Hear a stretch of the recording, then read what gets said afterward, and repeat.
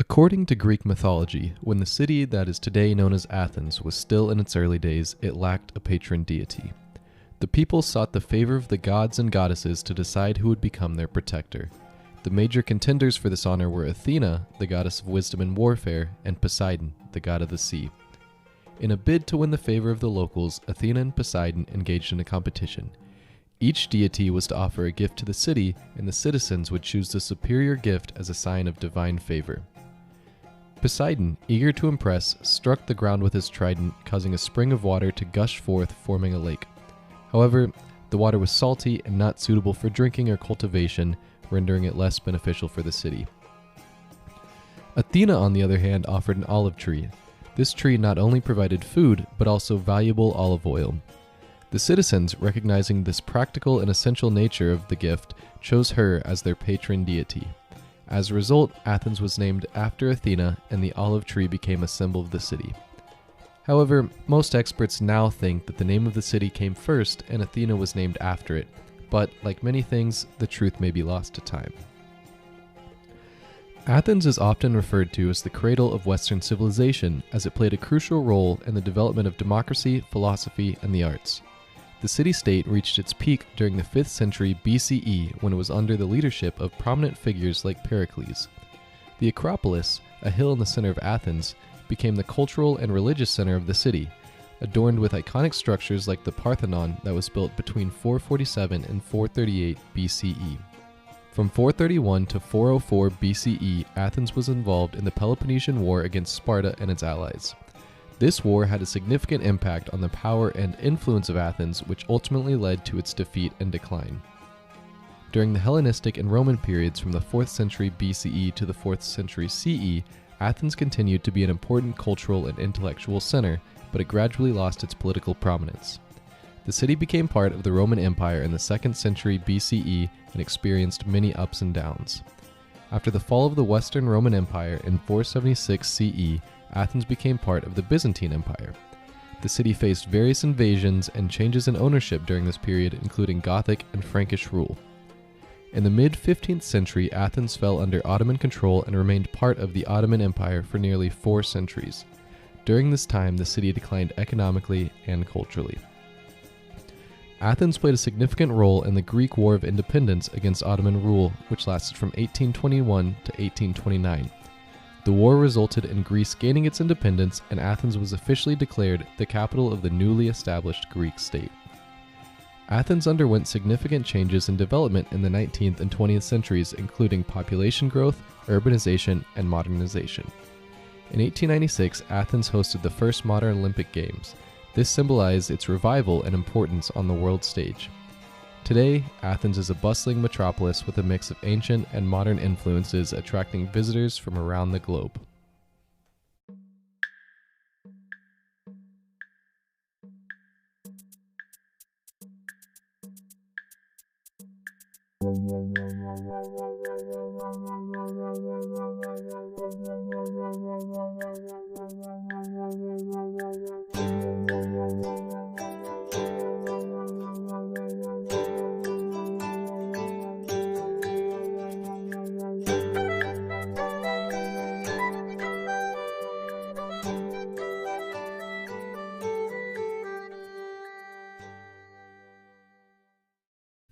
Hello, my name is Alex Tabry, and I want to welcome you to episode 1 of the Travel Like Locals podcast. Over the past 10 years, I've been extremely lucky to have been able to travel to almost 40 different countries across 6 continents. My first trip abroad came during my senior year of high school when I was part of an exchange program with a school in Udine, Italy. During this trip, we stayed with a host family and got to experience northern Italy and the surrounding region through their eyes. Less than 1 year later, I became part of ISMA, the International Student Mentors Association at Texas A&M University. This organization was created to help international students adjust to life in the United States through a mentorship program, socials around the holidays, and road trips all over Texas. Through this group, I was able to meet many amazing friends from all over the world. In the summer of 2017, I studied abroad at Texas A&M's campus in Qatar.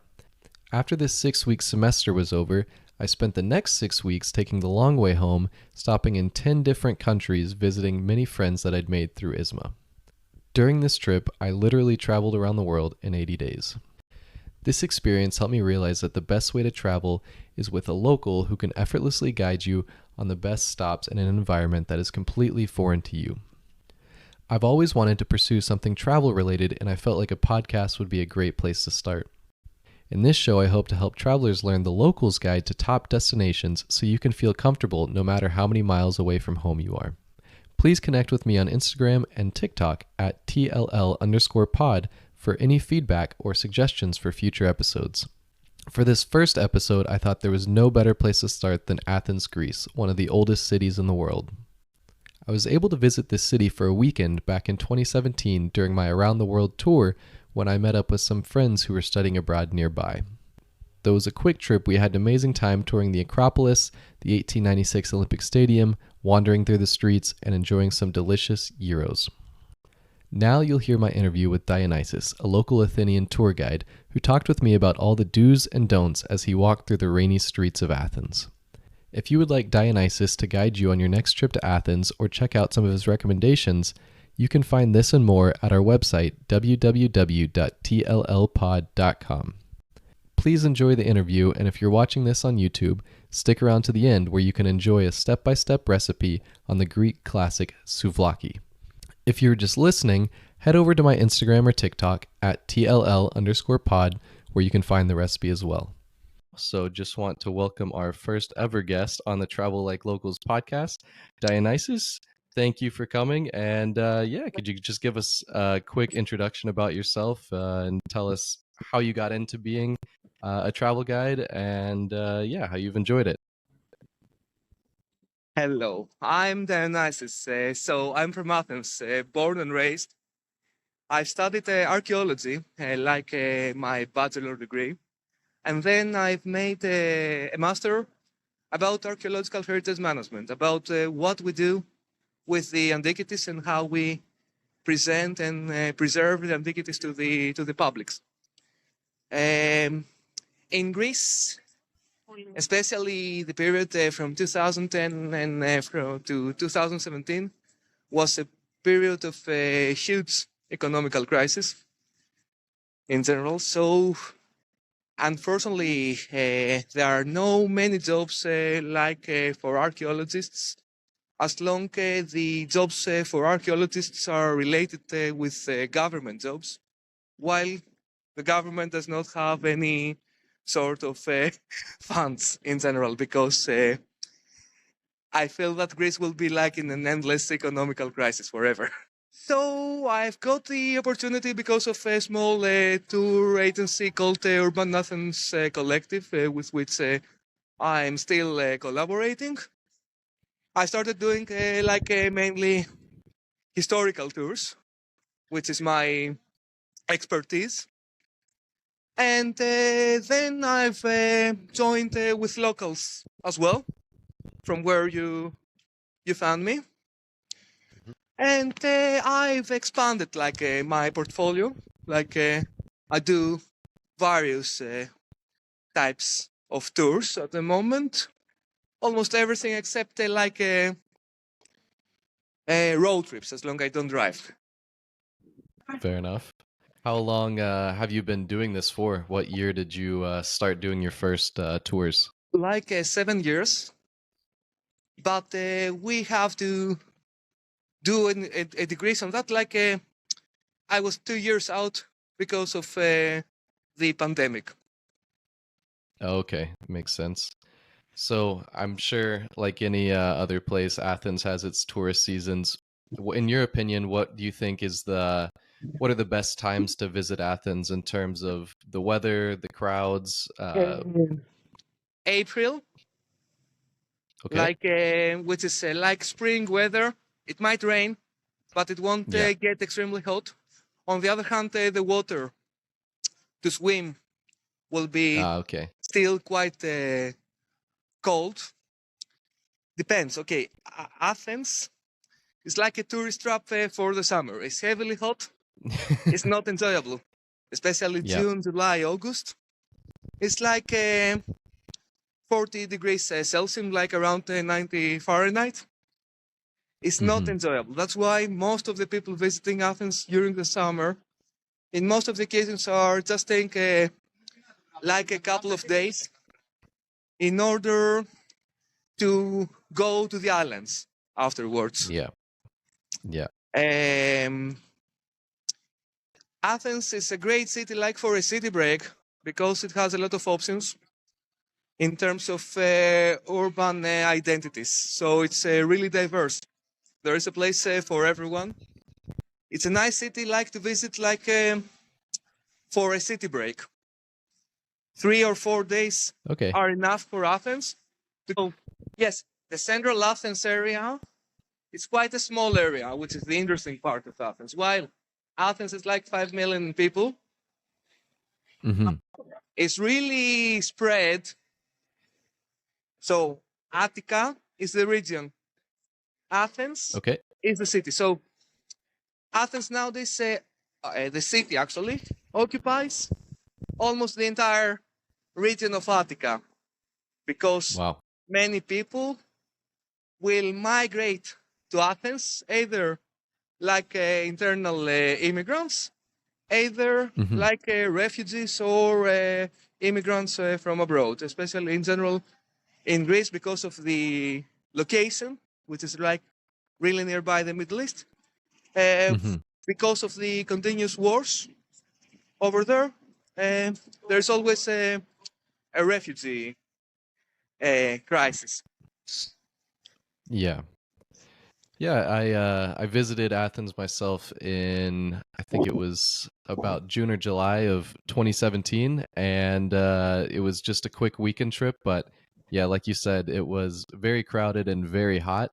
But I mean, if that's the only time you have off, I wouldn't dissuade anybody from going. But yeah, just being prepared for the heat and crowds in the Yes, summer. But yes. And also because of the heat being really heavy, during the summer, people are hanging out quite late in Athens.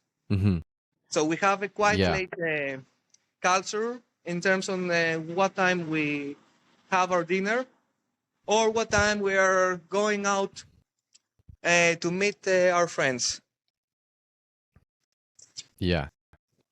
Does Athens have any big, I guess, local events or festivities throughout the year that are worth people coming and traveling for specifically? Look, there are a lot of like concerts and happenings which are quite, in general, it might be like popular bands from abroad. Or in general, we are adapting heavily the Western culture. So in terms of pop culture, festivals more or less have the same aesthetics with the US or wherever. Festivals in which like the identity, the local identity is more celebrated, should be considered like the carnival, the Greek carnival that takes place around late February or early March, which is like for the Christians celebrating start of fasting while they're waiting for the Easter. So the 40 days in which Greek Orthodoxes are fasting the meat in order to wait for all the ceremonies related to the crucifixion. The Greek so carnival is quite similar to Brazil's Carnival or quite in Mardi similar. Gras in the U.S. Exactly, but in some it's quite interesting in some like more rural areas in which it remains more authentic, and people are dressed like with goat leathers and wandering around the city while singing songs with sort of funny sexual content to tease each other. Okay. Which is quite authentic, but it goes like to rural areas. In Athens, the Greek carnival will be celebrated with some adaptations, either from how it's been celebrated in Rio de Janeiro, either Mhm. adaptations from the Halloween, maybe, in many occasions, like Okay. more dark dressings and this Just kind of for stuff. the Of course, costumes. a heavy Okay. partying culture which spreads all around the cities in general. Sounds fun. Sounds fun. Yes. Also, the So, Easter, the Greek Easter, is quite yeah. interesting, and how it's celebrated. The entire week related to the crucifixion and the resurrection of Jesus Christ has Mhm. ceremonies daily in the churches in which the Greek Orthodoxes are celebrating some sort of, an incident relating to the crucifixion. The most interesting parts of the Easter celebration is the epitaph, in which they Mhm. are making a symbolical coffin of Christ, Mhm. and they're wandering around the city with candles in order, which is like a memorial, a sort of commemoration of the entomb of the Christ. Of yes, Okay. when Christ was, yes, after the crucifixion, that yes, he was buried. So the primary religion in Greece that's Greek Orthodox? Yes, it's like Greek Orthodoxes, while young people tend not being really like religious, like everywhere. Older people Mhm. more religious. This is how it works Sure. everywhere. Yeah. And we have a quite relative. So we follow the religion whenever it's our on our advance in general. Okay. So for the big Um, but celebrations and it's a things big like that. identity issue. So all of the Mhm. Greeks are baptized like Greek Mhm. Orthodox. It's like an example. My name is like Dionysis. Dionysis is an ancient name relating to the ancient Greek.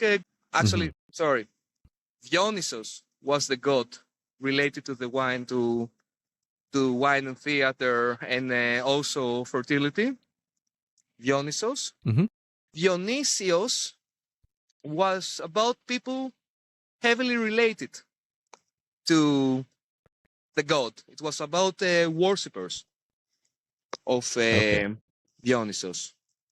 So this name became a Christian name because the first Athenian turned to Christianity from paganism, like ancient Greek paganism, had my name. I don't know if you know the story. Have you been in the Mars Hill in Athens? No, I don't think so. I think I So have. Mars Hill in Athens is like a small hill just next by the Acropolis, offering Mhm. nice views to the people, open 24/7. So people are going to the Mars Hill like for romantic appointments or having some beers outdoors, Okay. especially teenagers. Mhm. So this place used to be like a Supreme Court back at the ancient times, which was for judging if a murder had some ethical concerns on it or no, like Okay. if a crime in general was fair or no. That's why Mhm. Apostle Paul, because Christianism is mainly about ethical concerns. Mhm. Apostle Paul gained its first speech into the people which were the judges of this court.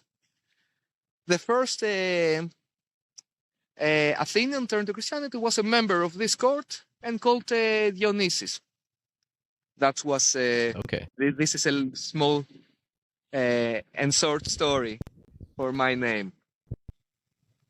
So would you say the I guess Greek mythology still plays a big role in Greece today, or it's just something you No, learn in I won't school say it and plays a big role. I will say that mhm, it's quite an important part of the education, especially during mhm, the elementary. So some of the Greeks still remember facts related to the mythology, but it does not play a role in terms of people actually believe in the ancient yeah, Greek gods, except of a small minority of neo-pagans, mhm, like which usually, uh, in general, they are kindly problematic because they might be related with really far right groups and this kind of stuff. okay, So it's a bit minority and a bit of I won't say excluded, but it's a bit weird oh, when someone yeah, says that, okay, I believe in Zeus. It's not, sure. yes, So that does not match the social etiquette in general. okay, yeah. Apart from, I guess, that minority, how would you say, in general, how friendly are the people of Athens to In general, tourists? great Athens is really friendly towards tourists. In general, a big part of our economy relates to tourism.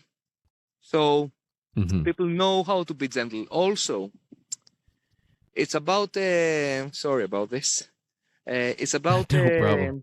Eastern Mediterranean. So in Eastern Mediterranean, people under the Ottoman Empire, they knew how to coexist. So during the Ottoman Empire, we had like Greeks, Greek Orthodox, Muslim people, and Jewish people living all together, which they knew how to like not being extremely hostile towards each other. Also, Hmm. like Greeks, 1922, which is the Asia Minor destruction, quite complicated incident related to a war between Greece and Turkey, and also the Civil War, which was the war after the. It was just after the World War II. Okay. So they've migrated a S- lot. They've traveled a lot in general. Also, Greece, because of the geographical location, in many occasions has to welcome a lot of refugees or immigrants. So, in general, Greek people tend to be perfectly okay, especially towards tourists that are privileged in general. So, Okay. tourists won't have a problem with the local people in Athens. Sure. Athens is relatively safe. There are no Hmm. heavy ghettos. There are not neighborhoods that are actually ghettos based on origin. There Okay. are some areas which are tricky, but and you don't go there, and also it's totally outside of your way. Okay. Either you want to go like around the historical places, either Hmm. if you want to go more of the beaten path. Even, yes, in general, the areas in which you will find yourself in Athens Yeah. are relatively safe. Two reasons Yeah. here. Hmm. Also, there is a lot of people that have some sort of an education related to the university in Okay. general. So many people went to the university. Hmm. And third, that Greeks know how to relate with other cultures deep inside. Yeah. While in terms of on what they say, in many occasions they might be quite discriminating towards minorities in general, but not in terms of actions. And like they will say a lot of stuff about the Americans, like the well-known stereotypes, Sure. while they won't act aggressively in general. Hmm. So Okay. yes, So Athens is safe. So yeah, you'd say very low chance a tourist wandering around on their own stumbles into an area that they shouldn't be in and No, faces no, any no, no. problems. Even for a Okay, local, no, it's that's in general. If you yeah, know your way, you don't stumble in these kind of areas. sure, yeah. So I guess one of the I feel like most important things when traveling to a new place is not necessarily speaking the language, but knowing a few key words or phrases just to kind of form a better connection and not come in as an arrogant tourist. What are some important or some just big Greek words or phrases that would be good for somebody to learn before they come? Phrases like typical phrases in order to ensure that it will be more welcome. That in general it's nice someone to hear that the person from abroad tries to learn their Hmm. language. For sure, of course, yeah, which is hello. Yeah. Kalimera, which is good morning. Kalispera, which is good afternoon. Okay. Also, cheers in general, yes. When if we suppose that you're somewhere out and you're drinking drinks, if you say yamas, which is cheers, Yamas. yes, actually Okay. yamas literally means to our health, that which is salud in general. Yamas. Yamas. Okay. Um, And Also, ευχαριστώ. In general, this word is difficult for yes. native English speakers because it has an F for fox and then an H for hotel, like ευχαριστώ. Evharisto. You're good. Well done. Ευχαριστώ means thank you. Okay. So it's really Perfect. nice whenever you're in a restaurant and you finish your meal and you're saying goodbye to the people working there to say an ευχαριστώ in order to appreciate their efforts. Perfect. I think those should be easy enough for people to learn before they go. Are there any big or relevant etiquette, like social etiquette in Athens that people from abroad should be aware of, and maybe in terms of dining or in terms of just greeting The people? same good manners applying in any other country around the Western world should be applying Sure. in Greece. The Greece is not something heavily exotic. We don't have Yeah. weird rules. In general, Greece is a part of EU, while Balkans, while an Ottoman past. So it shares a lot of different qualities, like in terms of dining or music or this kind of qualities. But in terms of the part of the social manners and the good social behavior, it's mainly stuff we have adapted from the West. So Okay.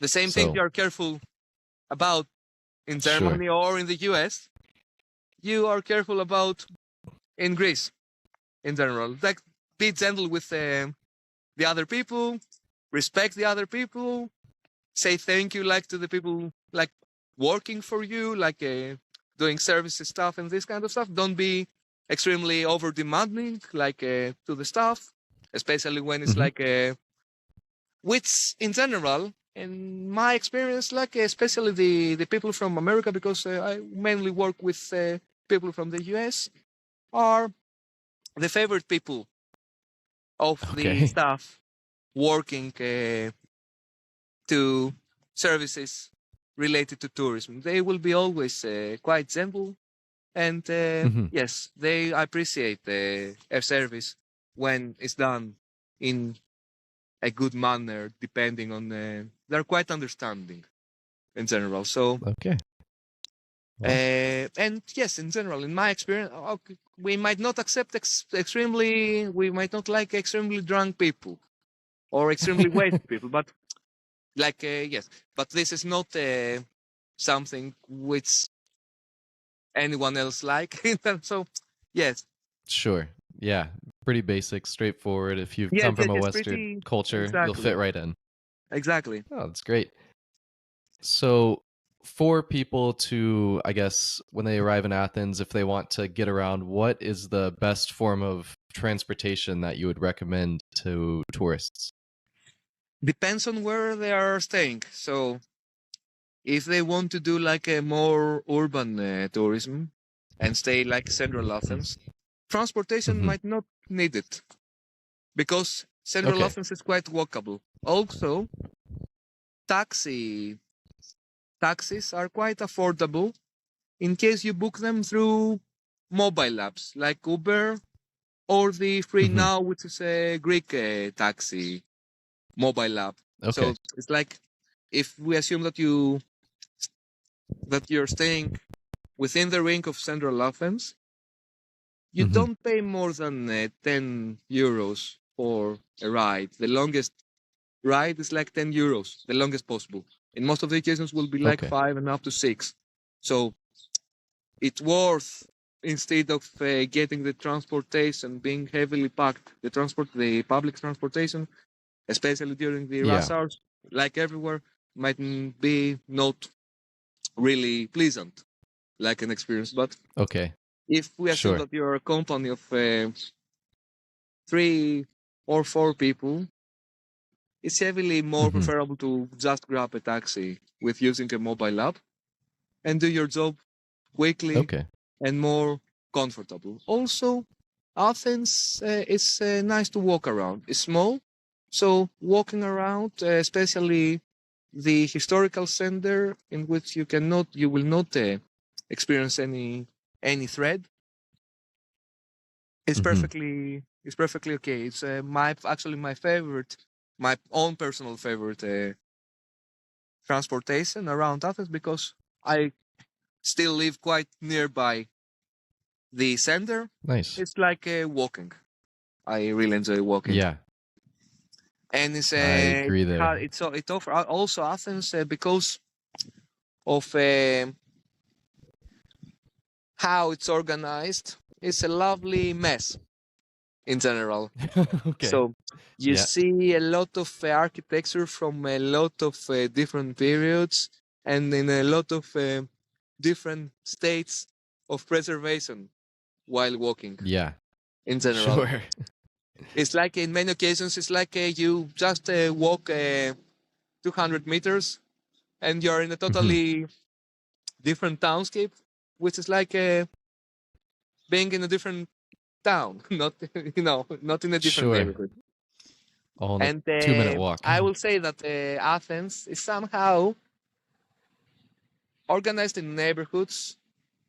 These neighborhoods are like quite different to each other. Different Mm-hmm. types of people choosing different neighborhoods to have a nice time or for accommodation. And it's Yeah. like a lot of towns. That's just a mosaic of small Mm-hmm. towns in which in the residential neighborhoods you can stay there and don't exit your neighborhood if you're lazy enough, like ever. Yeah. Wow. So yes, it has like everything, like small groceries there. Yes, so yes, Athens is quite convenient in terms of how the neighborhoods are organized. So a car will not need it, like Are a there any are mandatory there any term. yeah. Are there any specific areas I guess you would recommend to tourists to stay in or any to avoid or I would you're advise good like almost depends anywhere? on the style of accommodation they choose.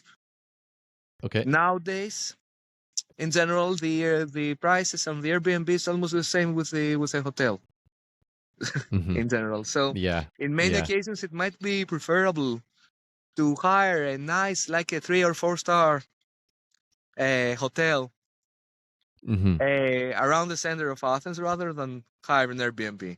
If you choose Yeah. Airbnb, Kukaki neighborhood is really popular and Okay. expensive as well on the Airbnb because it's Okay. really nearby the Acropolis. Very. Yeah. Not really pleasant area to stay. Not because it's dangerous, but because it holds a lot of contradictions. Will be Okay. Omonia.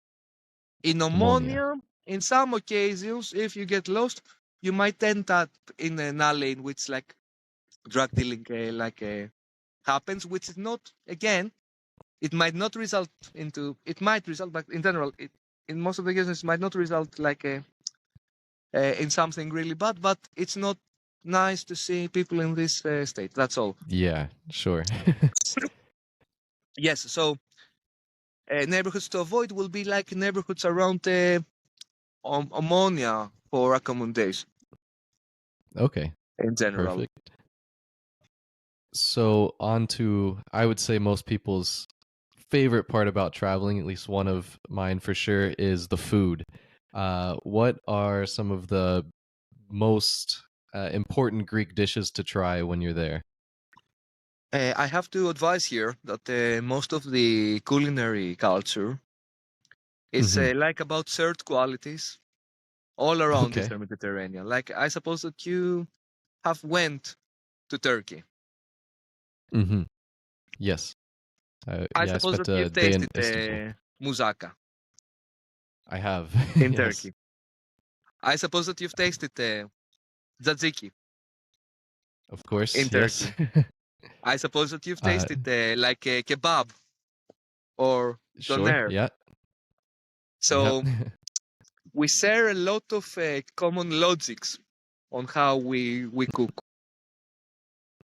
because of yes, every culture in terms of how it prepares its food will go towards two desires, let's say, aesthetics on how on the of the taste, and also the goods that the land has to offer.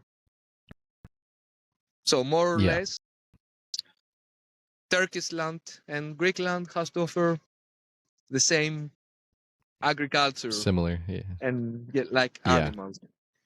Also, Greece was a part of Oh, the Ottoman Empire for like yeah. 400 years.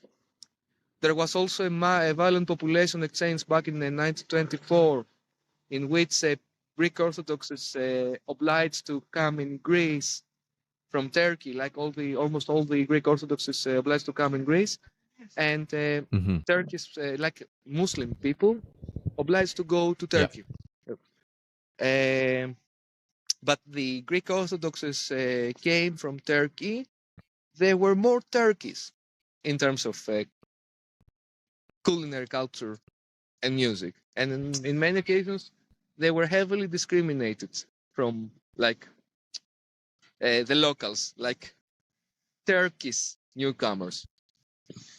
These people brought with them like a lot of food. Actually, kebab started becoming extremely popular, which is like kebab is a really tasty long burger, which is like is cooked like on a skewer, Yeah. which is made either from beef, either from lamb and beef, never from pork, because it has Muslim origins.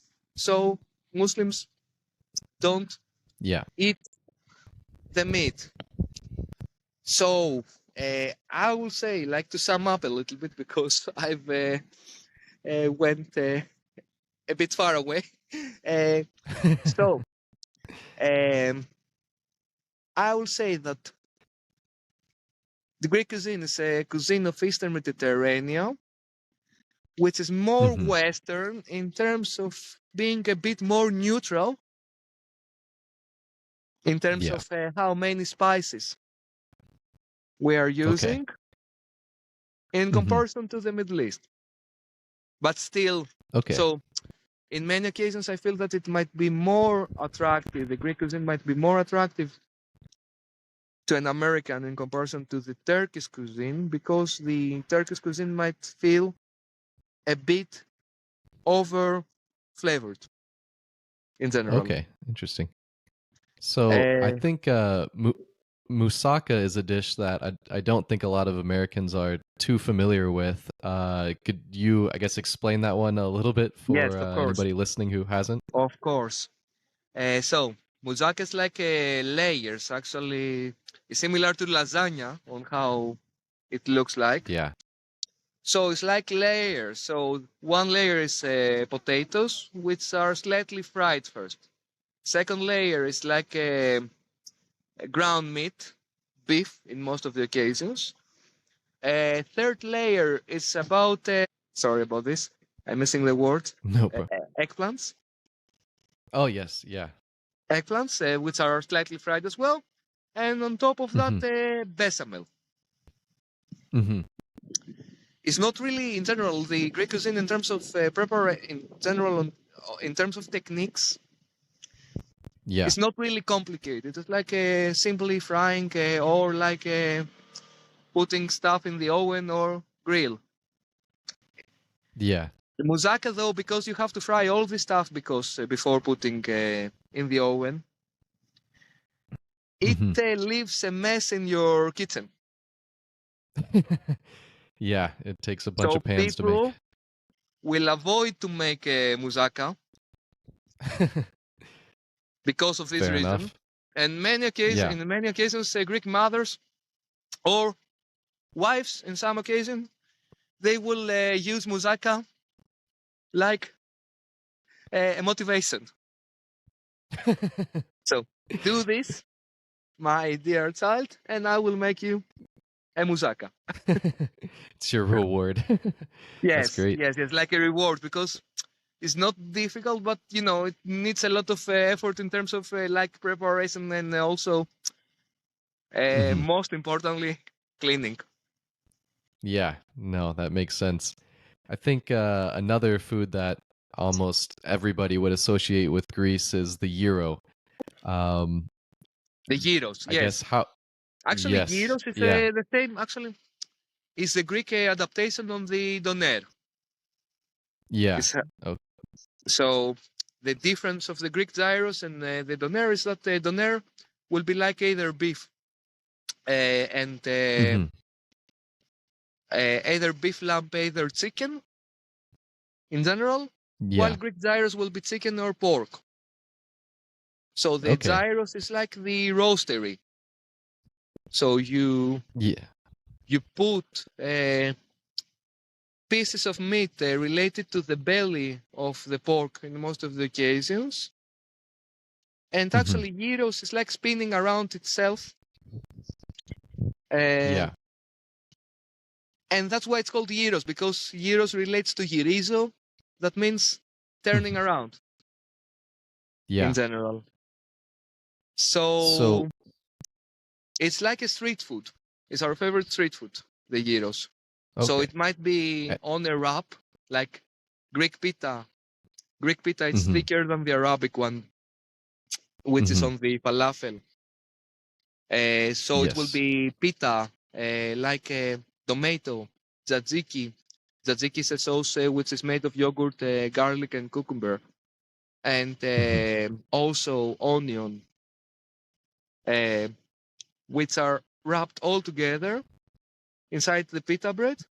And it's a Yeah. kind of food that we get like on our way, like it's like the hot dog, let's say. In Sure. yes, Yeah, it's like a yes, hot dog or it's our sandwich in favorite America. street food. It might be a portion as well. The portion will be huge. In many occasions, if you buy a portion, I would Hmm. advise of the gyros. I would advise split it in two because we love quantity. We love feeling full. So the portions in Greek restaurants Yeah. will be quite big in comparison to what you expect. I think Americans should be prepared for that one. Yes. Big portions. So, In general, just I do a lot of food tours, so it's yeah. quite common to have leftovers on my food tours because we have an expression in Greece, which is okay, Hmm. a bit against sustainability, the efforts for sustainability. That says Hmm. that it's better to have leftovers than someone missing food, which is That's okay. very fair. Fair. On the other hand, not sustainable. Maybe not, but yeah, I think America's probably adopted that too. You But always take leftovers, it we seems like like. in general we like generous portions. We Hmm. like in general being generous when we having a nice time, and also small portions in many occasions might be a reason to don't visit back a restaurant, especially. Okay. Are there any specific restaurants in Athens that you might recommend people to try while they're there? Yes, Or for sure. areas to eat? Areas to eat, which is an area to eat which is quite obvious. It's like around Monastiraki, in which there are a lot of Souvlaki places. In Hmm. Monastiraki, I would recommend Thanasis, which has a really nice kebab. It's spelled Okay. T for Tango, H for Hotel, A for Alpha, N for November, A for Alpha, S for Sugar, I for India, S for Sugar. Thanasis. It's like a Greek name. Yes. Um, there is also a nice place for souvlaki again, like wraps, which are about skewers, pork skewers, Hmm. with some tomato and a nice sauce made out of tomato as well, Hmm. and pork skewers and chicken skewers, and also a really nice, nicely flavored burger on it as well, like an option there, Okay. which is called Costas, Hmm. which is Costas. Costas. Like Costas is the most popular Greek name. Okay. So the Costas is like out of Constantine, which was the first Mm. emperor decided to transfer the capital of the Roman Empire from Rome to Istanbul. Ah, So it was okay. the and also was the one that decided to legalize Christianity. That's why Hmm. it's really important for the Greek Orthodox. As long as we know, the Romans have had a quite authoritative relationship to the Yeah. with the Christians. Okay. So Costas, which locates in Platia Agias Irinis, Saint Irene's Square, which is nearby Hmm. Monastiraki. Also, there is another place for Greek appetizers, the so-called mezes. Mezes is like the Greek tapas. Yeah.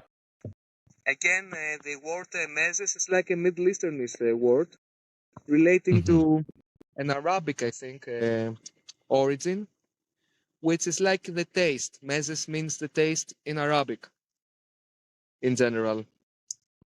So it's like tastings. Hmm. It's called. It's a bit difficult. I I can send you a link on for your Okay. audience. Sure. It's called Yeah, I will. Kosteki tis Theatru. It's it's just under the central markets, the central old markets of Athens. Hmm. Okay. No, perfect. Yeah, I I will send you will actually. I prefer to send you some links for definitely. Yeah. recommendations because many of the places are having a really difficult spelling for Yeah. non-Greek speakers. Sure. Yeah. So yes, I will send you some links after we finish Perfect. the interview. Great. Yeah, I'll put them up on the website so anybody listening can go and check those out, but that's definitely appreciated.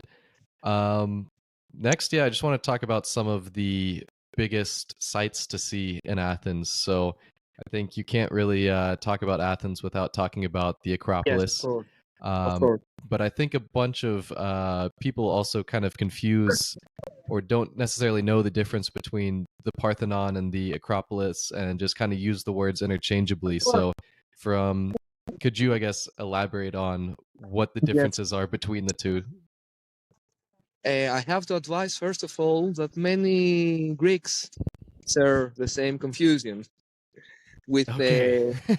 what is the Acropolis, what is the Parthenon. So the Parthenon is about the biggest and the most magnificent temple up there, which was been dedicated to goddess Athena, which was the protector of Athens. And actually, Athens is called like Athens after Athena, which was the ancient Greek goddess of wisdom and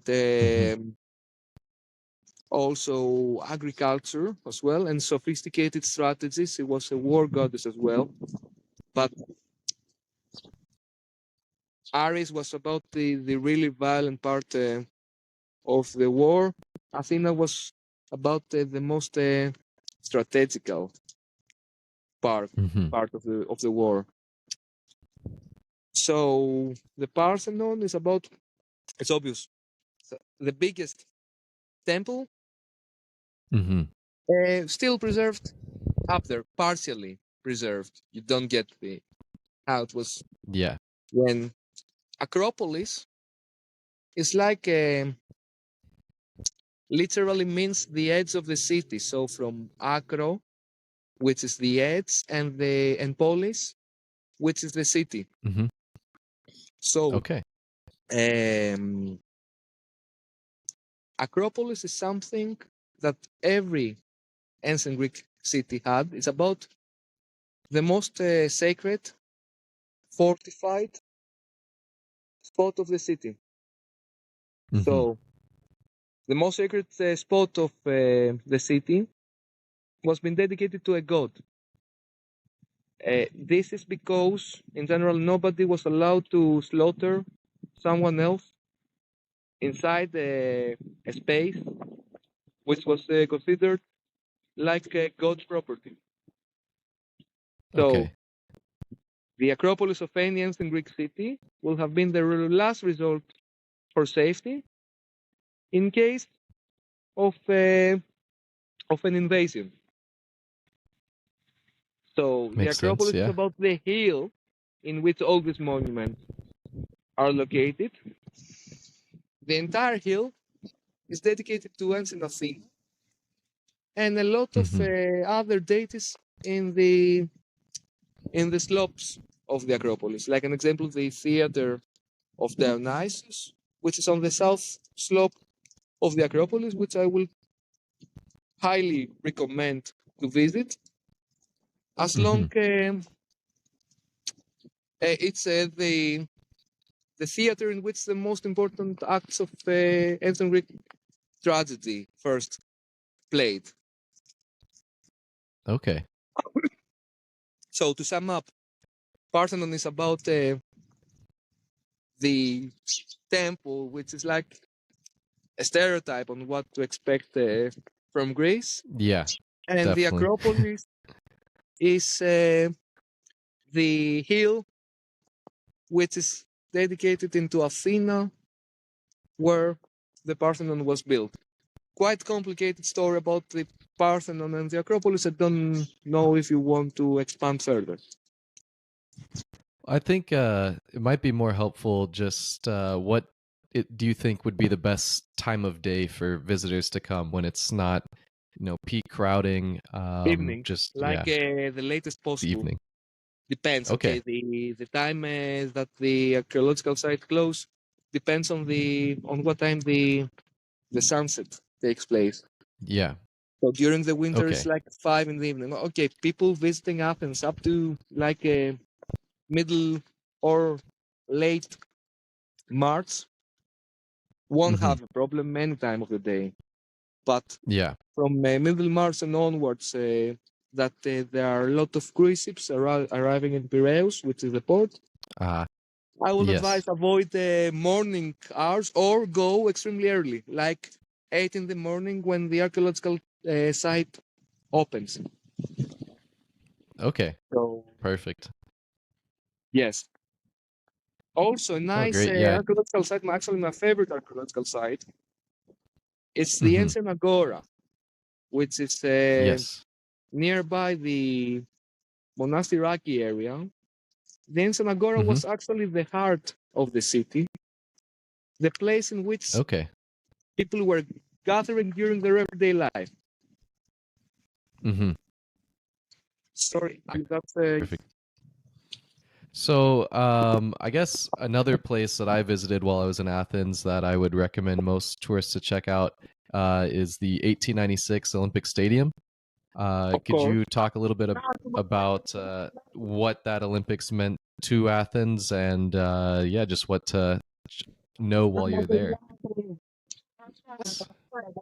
So, in regards of the Olympic Stadium of Athens, it used to be actually back at the ancient times had nothing to do with the Olympic Games in Okay. general. So, back at the ancient times, Mhm. was a stadium which was again like competition in the ancient Greek games, but related to a festival which was dedicated to Athena. Okay. So every 4 years in ancient Athens there was a festival called the Panathenaic Festival, which was Hmm. like a celebration mainly, and also athletic games similar to the Olympic Games in general. Yeah. Hmm. During the Roman period, this stadium was set up in marble, like around Yeah. 150 after Christ. Again, Okay. nothing to do with the Olympic Games. Nice. So Nice. the ancient usage of this stadium had nothing to do with the Olympic Games. The Olympic Games were taking place in Peloponnese, which Uh-huh. was like Olympia, a nice place for someone to visit. It's a lot of Hmm. nice nature. Yeah. Back at the 1890s, the International Olympic Committee decided the first modern Olympic Games to be Hmm. organized in Athens. That's why the government decided to accurately reconstruct, it's a total reconstruction Okay. there with a new marble and make it like for the first modern Olympic Games. But And it how relates, many countries participated in that? Do you know? be honest with you, I'm missing this. The first Olympic Games should have been like Hmm. not more than 40 countries, I think. I'm Sure. missing this Pretty information at the small. moment. But Yeah, it was no like problem. we didn't have a lot of countries back at the time as well. Yeah. Yeah. Yeah, exactly. Cool. Yeah. No, I think that's definitely a place worth visiting for anybody. Yes, Really for cool to sure. just see that. Also, I would highly recommend to visit the Philopapu Hill, Okay. which is like the hill that you see from the Acropolis. Do you remember a hill that has a marbled monument on the top? Yes. Yes. This hill is called Philopapu Hill. It's Okay. like a public park and an Hmm. archaeological site at the same Okay. time. Also, like a fun fact, in this group of, actually, it's about a group of three small hills. One Hmm. of the three small hills is called the Pnyx Hill, which Okay. was the parliament in which the Athenians were gathering back at the ancient times to Hmm. discuss important situations concerning their city. Okay. And it's a really nice to go like into Philopapu Hill, like for sunset views as well, Perfect.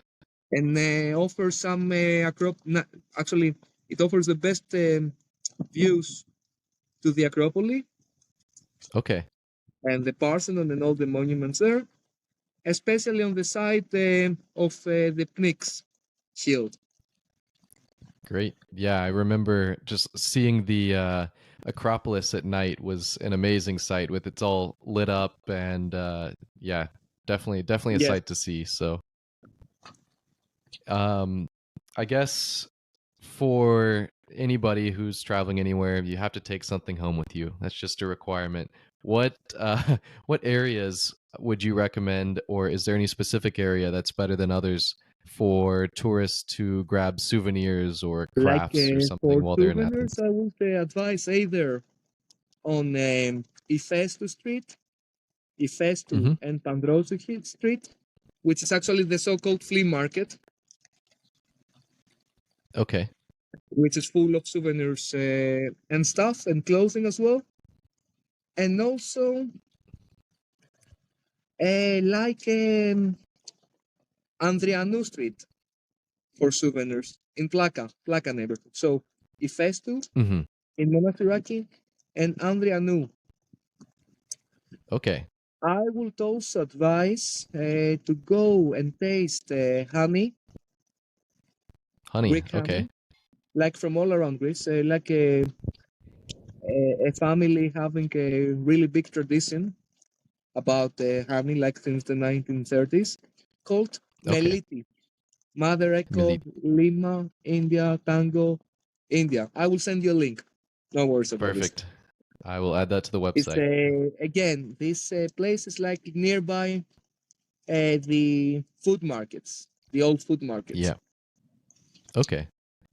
And for, I think, people in the US, it's not really typical. You see a price, you pay that price.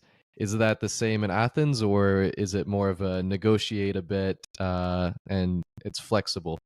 Depends on the policies Sure. of every shop owner. Yeah. In most of the occasions, if it's okay, of course, you never bargain like for small purchases. It will be considered like a why you're trying to rip us off now. Yeah.